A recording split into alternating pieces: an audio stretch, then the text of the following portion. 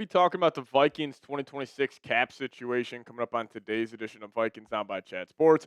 Appreciate all of you guys for tuning in to today's show. So we're going to be diving into 5 potential cut and trade candidates before 2026 NFL free agency, because right now the Minnesota Vikings are $36.5 million in the hole, which actually ranks 31st in the NFL in terms of total cap they have going into the free agency period. But then they are also only having about $5.61 million in dead cap, which is 16th in the NFL. So they do have an opportunity here to cut and possibly trade a lot of guys and take on some dead cap, because if you guys remember back in the 2024 season, the Vikings had around $70 million of dead cap. So they have a lot to work with here in terms of navigating their cap situation. But let's just look here at the top 10 cap hits for the Vikings in 2026. The Justin Jefferson extension is starting to kick in this year with about $39 million. And you got Brian O'Neill, 23, Christian Darrisaw, 23, Greenard at about 22, then Jonathan Allen, Javon Hargrave at about 21.5, and then same with TJ Hockenson. And then you got Murphy, Van Ginkel, and Will Fries, all between $17 and $20 million. So some big-time cap hits. The massive one obviously being Justin Jefferson, but then you got about 9 guys floating around $20 million per year in terms of what their cap hit will be in 2026. Now, we'll dive into the 5 cut, trade, and some also restructure candidates here for the Minnesota Vikings. But before we do so, if you guys could hit that subscribe button today. We are in a race to 69,000 subscribers with our Browns Report channel. I want to beat them to that milestone, and we're right there on the doorstep. They're 50 subs away. We are 77 subs away. So if you guys want to help us out, hit that subscribe button, because anytime we get an update on the Vikings, either cutting TJ Hockenson, a Brian Flores update, a JJ McCarthy update, we'll have a video for you guys ASAP. So hit that subscribe button today and help us beat the Browns Report into a race to 69,000 subs.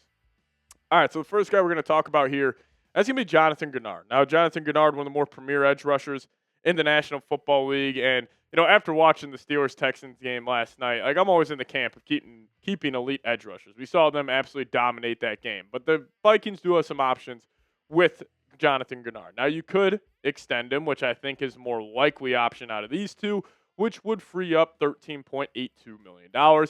You could also restructure him, and that would save $12.95. Now, I don't think Greenard would be open to a restructure, since his cap hit is only around $23 million, which is very favorable for the Vikings. I do think more likely than not that they will extend him and move that money down the line to free up just under $14 million. Now, the Vikings could also very well just flat out trade Jonathan Greenard this offseason. Now, I think he is the most under-talked about name across the NFL in terms of guys that could be on the move, because the Vikings would save $12.25 million, and also a team trading for Greenard, you would be taking on that $23 million per year over the next 2. But that's a pretty good deal for, again, one of the premier edge rushers in the NFL. And, Greenard has just been playing fantastic football since he got to Minnesota. Back in 2024, his first year with the Vikings, 12.5 sacks, 18 TFLs, playing some elite ball. In 2023, 12.5 sacks as well. And then this past year, even though the sack number wasn't crazy, I thought he was fantastic against the run this season.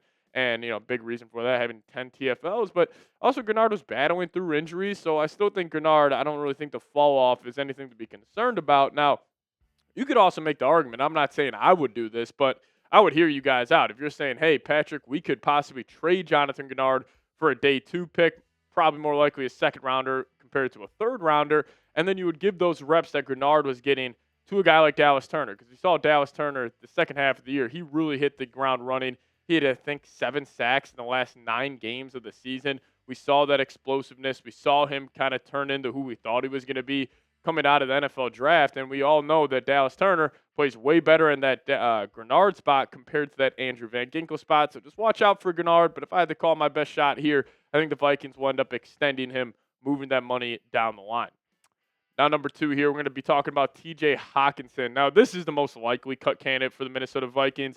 TJ Hockenson, that knee injury, I think really set him back. And, he was a massive fan of, or I was a massive fan of TJ Hockenson when the Vikings traded for him from the Detroit Lions. And cutting Hockenson just kind of feels obvious, because I think the Vikings want to get younger and more athletic at certain position groups. And I think the tight end position is the one they want to get younger at. And the Vikings have an easy out here. You could just designate TJ Hockenson before free agency as a post-June 1st cut, where the dead money would be $5.33 million, but you would be saving $15.61. So that's a boatload of money for just designating a guy a post-June 1 cut. So let's just say you extend Greenard, save 13. Let's just say you end up cutting TJ Hockenson, you save 15. You are already starting to get into the green in terms of the cap space for 2026. But if you obviously do end up cutting TJ Hockenson, that would leave a hole at the tight end position, which could make this a little tricky. But there are some good names out there.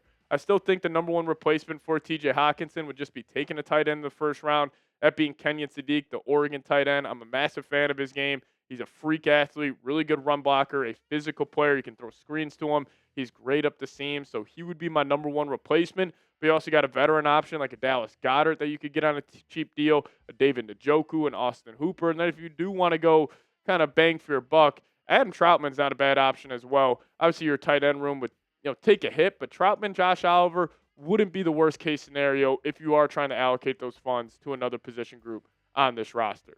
So you guys let me know, cut or keep. Should the Vikings cut TJ Hockenson? Give me a C for cut or give me a K for keep. You guys let me know your thoughts down below in the comments section. I think this is obvious. I think the Vikings are going to cut him. But if you guys disagree, chime in down below. No dive into more cut candidates for the Minnesota Vikings here in just a second, but I do want to tell you guys about today's sponsor, and that being Factor Meals. And if you guys head to factormeals.com/VikingsChat50 off, plug in promo code VikingsChat50 off. We'll hook you guys up with 50% off your first box plus free breakfast for 1 year. Now, the new year means some big goals, and if you guys don't have any time to cook, well, Factor makes it easy with fully prepared meals designed by dietitians and crafted by chefs so you can eat well without all the shopping and cooking. And I love Factor because they have no refined sugars, no artificial sweeteners, and no refined seed oils. I love the Texas cheddar burger you guys see on screen right now. That one is really delicious, and they have over 100 rotating weekly meals. And these options include high protein, calorie smart, a Mediterranean diet, GLP-1 support, and ready-to-eat salads. So if you guys could hit that link in the comment section and description of today's show, head to factormeals.com/VikingsChat50 off. Plug in promo code VikingsChat50 off to get 50% off your first box plus free breakfast for 1 year. Now, this offer is only valid for new Factor customers with code and qualifying auto-renewing subscription purchase. Make healthier eating easy with Factor. Another cut candidate that I do think is obvious, and you can also be a trade candidate if another team's trying to, throw their, hat into the Javon Hargrave ring here, and being Hargrave. Now, his numbers pre and post June 1 release are the exact same. His dead cap is $10.5 million, but you would be saving $11 million. So if you just start adding this up, you cut Hargrave, you cut Hawk, you extend Greenard, you're starting to create a lot more money to spend in free agency. And Hargrave this season, I think he hit the ground running week 1. I think he had 9 pressures that game. And I thought that was going to be a hell of a signing, but then he hit a lull for, majority of the season. And his PFF grades aren't terrible. It's not like Hargrave had a completely awful year for this defense, but we all expected more from a guy that was one of the premier defensive tackles in the league over the last couple of seasons. 4 sacks, 31 pressures in total on the year. Obviously, way better pass rusher than run defender at the defensive tackle position. And with a guy like Jalen Redmond, Levi Drake Rodriguez, Tieran Ingram Dawkins stepping up playing good football, I think that does make Javon Hargrave expendable this offseason. Now, number 4 here, we're going to be talking about Ryan Kelly, the center for the Minnesota Vikings. Now, I will say, when Ryan Kelly played for the Vikes this year, he played some good football. He was one of the better centers in the league, but the question becomes, do you have faith in him, one, being on the field with his concussion history? I mean, it was just, really disappointing. And from his perspective, I'm sure he was frustrated. But you could free up, around $5 million in cap savings in net, but a total of 8.34 for the 2026 books, only taking on 3.36 in dead money. But like I was saying, Kelly was one of the better centers in the league when he was out there. His overall PFF grade was 82.2. That was 4th in the entire NFL. His pass blocking grade, top 3. His run blocking grade, top 5. So if it would be a risk to bring him back because you want to get that center of the future. If you are rolling out with J.J. McCarthy, it just comes down to what the Vikings are going to decide to do here. But again, the biggest concern with Ryan Kelly, biggest red flag, is only playing in 326 snaps this season. Now, the last one is a fan favorite, and, you just look at this list that we have up on screen right now. I mean, these are more of the marquee names on this Vikings roster, but this last one we'll talk about here is Brian O'Neill. Now, Brian O'Neill had a fantastic season with the Minnesota Vikings, but it would make some sense if the Vikings, maybe at that 16th or 18th overall pick, they want to get a new right tackle. you could cut O'Neill, add those funds elsewhere, and you would save $19.5 million in 2026. I think this is one where Vikings fans would be up in arms about it because O'Neill's a fan favorite, one of the better players on this team.